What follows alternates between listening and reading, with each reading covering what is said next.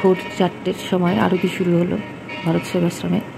এখানে 3 টাইমে 3বার, দিনে 3বার আরতি হয়। ভোর 4টে, সকাল 11টা আর সন্ধে 7:30। ঘুম আসছে না, এটা কিন্তু খুব আস্তে আস্তে হচ্ছে। চারিদিকে সবাই ঘুমোচ্ছে, কাউকে ডিস্টার্ব করা হচ্ছে না। আমি আমার রুমের থেকে এটা তুলছি, ভিডিওটা করছি।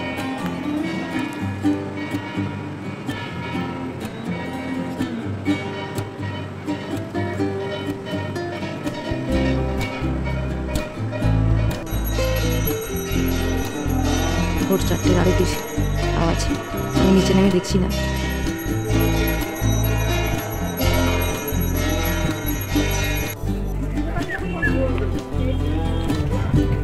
আজকে আমরা দ্বিতীয় দিন সাইট সিনে বেরিয়েছি। একটা বড় ঠাকুরের মন্দির, উপরেও ঠাকুর, সাইডেও ঠাকুর, ভেতরেও ঠাকুর, একই ঠাকুর চারিদিকে। এখানে প্যান্ডেল হচ্ছে, কালকে এই মন্দিরের ঠাকুরের প্রতিষ্ঠা দিবস, তাই বড় উৎসব আছে। জায়গাটা ভালো, গ্রামের মধ্যে এসেছি।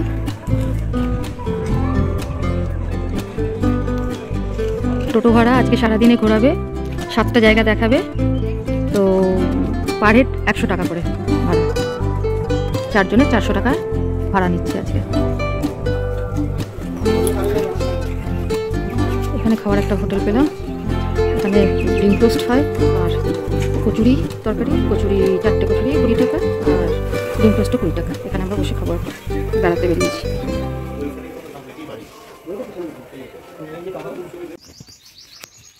এটা বিশালাক্ষী মন্দির, অষ্টি পাথরের, ব্রিটিশ আমলের তৈরি, পরিবর্গা রয়েছে উপরে। এই হচ্ছে এর আশেপাশেটা। ঠাকুরটা সামনে না এলে দেখা যাবে না। এটা বিশালাক্ষী মন্দির। মানতের ঢিল বেঁধেছে সব।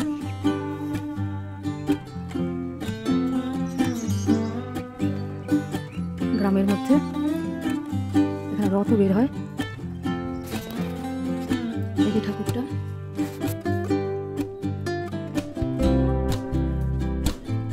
বিশালাক্ষী মন্দির।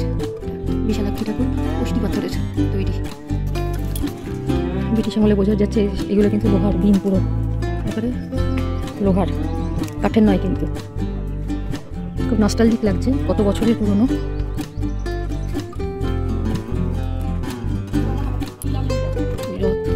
রথটা বেরোয় এখন। আর এই বাড়িটা পুরো 300 বছরের পুরনো, ব্রিটিশ আমলের বাড়ি। বাড়িটা দেখতেও ভালো লাগছে, পুরনো বাড়ি তো। দেখাচ্ছি সামনে থেকে। এটা পুরনো বাড়ি, 300 বছরের পুরনো বাড়ি। জিনিসটা দেখেও বোঝা যাচ্ছে হ্যাঁ খুবই পুরনো, ব্রিটিশ আমলের বাড়ি। আমরা এখন আইলা স্পট দেখতে এসেছি। সত্যি মায়া লাগছে যে এটা এখন পর্যটকদের নিয়ে আসছে দেখাতে। এই জায়গাটায় পুরো 7খানা গ্রাম ছিল, যে বাড়িগুলো সব ভেঙে গেছে। স্কুল ছিল একটা, সব ভেঙে গেছে, একদম ছাড়খাড় হয়ে গেছে। আমরা নিচে আরও এগিয়ে যাচ্ছি। পুরো বঙ্গোপসাগর এটা। এটাকে মানে ঘোরার সময় এটাকে বলছে আইলা স্পট। এলে পরে অবশ্যই দেখবেন কী অবস্থা। এখানে এটা বাঁধ দিয়ে দিয়েছে, আমরা বাঁধের উপর দাঁড়িয়ে আছি। আর এখানে হচ্ছে এটা একটু ঝড় বৃষ্টি হলে পরে এইসব জায়গাতে জল চলে আসে। বিশাল ধ্বংসাবশেষ, দেখে মায়া লাগছে।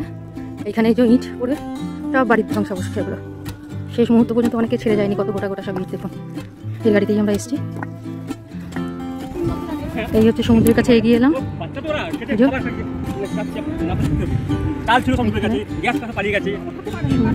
বলছে আমাদের ড্রাইভার বলছেন যে জস যখন হলো 21 সালে, তখন এই দিকটা অতটা এফেক্ট হয়নি, কিন্তু আমরা ভারত সেবাশ্রমে উঠেছি। ভারত সেবাশ্রমের একতলা পুরো ডুবে গেছিলো, এর টোটো ডুবে গেছিলো, এতটাই। তো সমুদ্রের কাছে এলে ভয়ঙ্কর, মানে বঙ্গোপসাগর তো। এই দেখুন ওই দিকগুলো কীরকম সব হয়ে রয়েছে।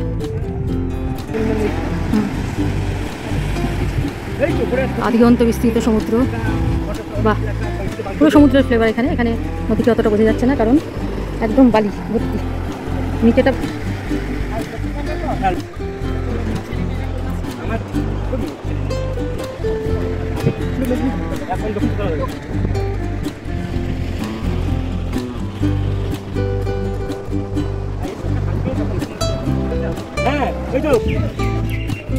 এটা একটা মনসা মন্দির। এই আইলা স্পটের এখানেই মনসা মন্দির আর আইলা স্পট। দর্শনার্থী প্রতীক্ষালয়, মুখোমুখি একটা এই ছোট টব দিয়ে সাজিয়ে রেখেছে একটা গাছ চারিদিকে বাঁধানো। আর এখানে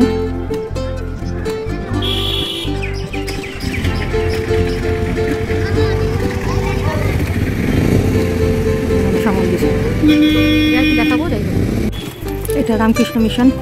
স্টুডেন্টরা এখন আসছে, স্কুল শুরু হওয়ার টাইম, ক্লাস শুরু হওয়ার টাইম। আমরা ঢুকেছি ভিতরে।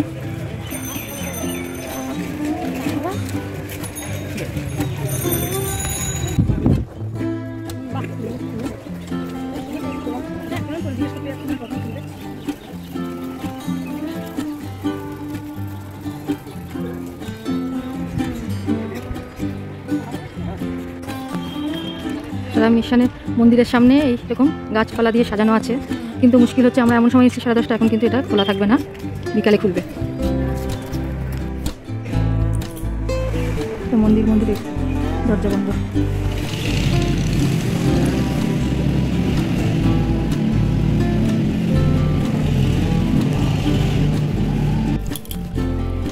রামকৃষ্ণ মিশনের ভেতরটা খুলেছে 5 মিনিটের জন্য। আমাদের ভেতরের এগুলো দেখার সৌভাগ্য হলো।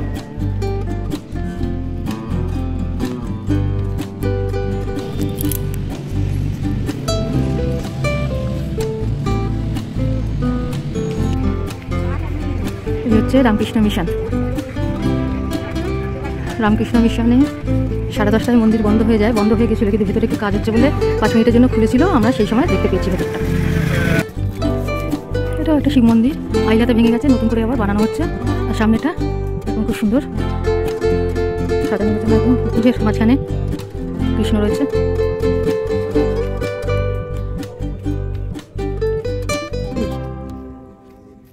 এটা আমাদের এবার ওইদিকে যাবো, একটু বাগান মতো করা আর কি, বাগান মতো করা, দেখতে ভালো লাগছে।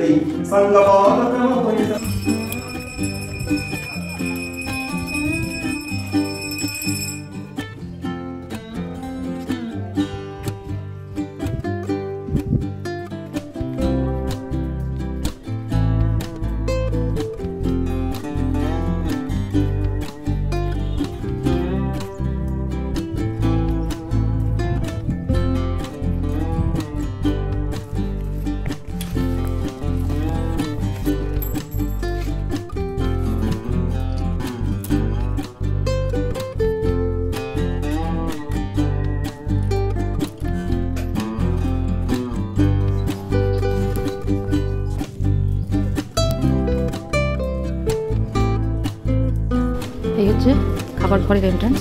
আমরা আজকে ওইখানেই খেলাম 40 টাকা দিয়ে, নিরামিষ সবসময় এখানে খাওয়া। কালকে খেয়েছিলাম ওখানে মহারাজের খাবারের জায়গায়, কালকে খেয়েছিলাম যা, আজকে তাই খালি তরকারিটা চেঞ্জ।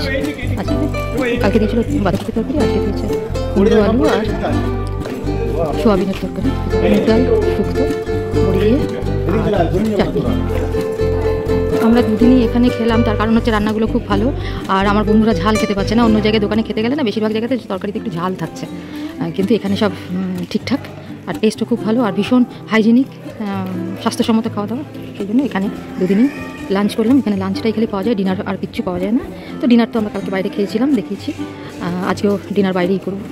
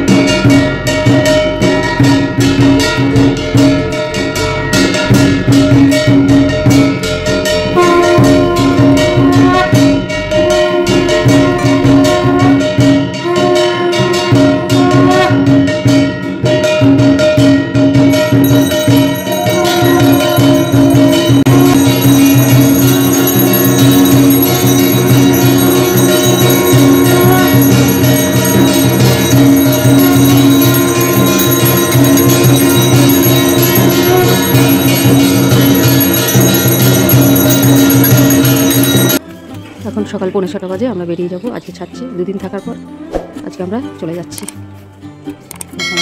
নিচে একটা স্লিপ আছে, আমাদের ঘর।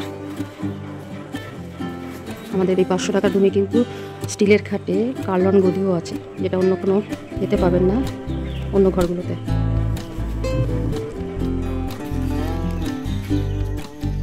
আজকে আমরা অন্য দিক দিয়ে ফিরছি, নামখানা হয়ে ফিরবো। বেনুবন এই জায়গাটার নাম বেনুবন।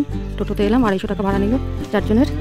এমনিতে 5 জনের হয়, পার হেড 60 টাকা করে নেয় 300 টাকা দিয়ে, কিন্তু আমরা 4 জনে এসেছি, 250 টাকা নিয়েছে। এই বাবা লঞ্চে উঠতে যাব। আর এখানে সিস্টেম হচ্ছে আগে থেকে টিকিট কাটতে হয় না, লঞ্চের ভেতরে টিকিট কাটতে হয়। এই জায়গাটার নাম বেনুবন, এটা জেটিঘাট। আমরা এখানে একটু চা খাচ্ছি, এখনও টাইম হয়নি, সময় হয়নি, এখন আমরা একটু একটু চা খাচ্ছি। আর জিনিসগুলো আমরা রেখে এসেছি লঞ্চে, 7:30টায় ছাড়বে, 1 ঘন্টা অন্তর অন্তর এখানে গাড়ি ছাড়ি আর কি। এখান থেকে আমরা লঞ্চে করে যাব নামখানা, সেখান থেকে ট্রেন ধরবো। আর এখানে একটা সুবিধা হচ্ছে যে একদম ডাইরেক্ট গঙ্গাসাগর থেকে টোটোতে এসে গেলাম, আর কিন্তু জার্নি করতে হচ্ছে না, লঞ্চ ঘাটেই ডাইরেক্ট।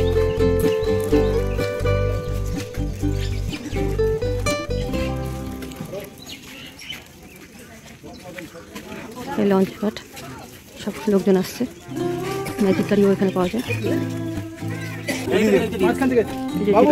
এখান দিয়ে আমরা গাড়িতে উঠছি, এবার টাইম হয়ে গেছে।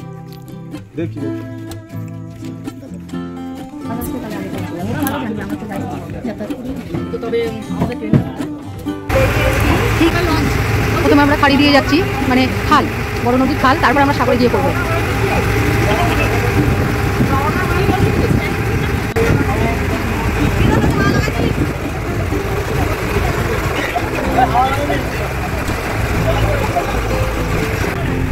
এটা পার, আমরা এসে গেছি অনেকটা। জোয়ারের জন্য তাড়াতাড়ি অনেকটা এসে গেলাম, নয়তো 1 ঘন্টা 10 মিনিট মতো লাগে, তো এখনও 1 ঘন্টা হয়নি।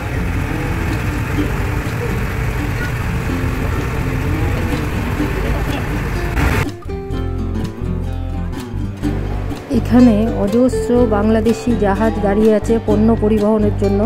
এইগুলো দেখতে কিন্তু ভীষণ ভালো লাগছে।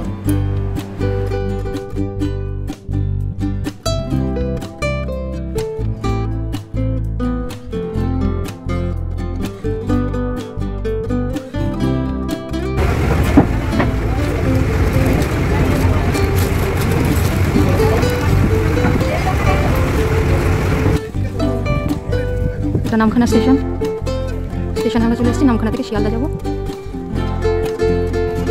এই হচ্ছে নামখানা স্টেশন চত্বর, টোটো গাড়ি আছে। আমাদের নামখানা জেটিঘাট থেকে স্টেশন নিল ভাড়া 15 টাকা পার হেড, আর নামখানা স্টেশন থেকে শিয়ালদা অবধি ট্রেন ভাড়া 25 টাকা per head, local train.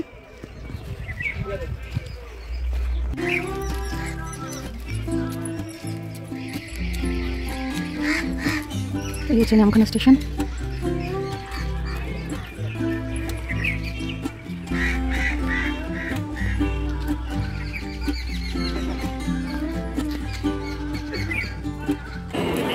Namkhana স্টেশনে ঢুকে গেছি, 10টা 22 ট্রেন।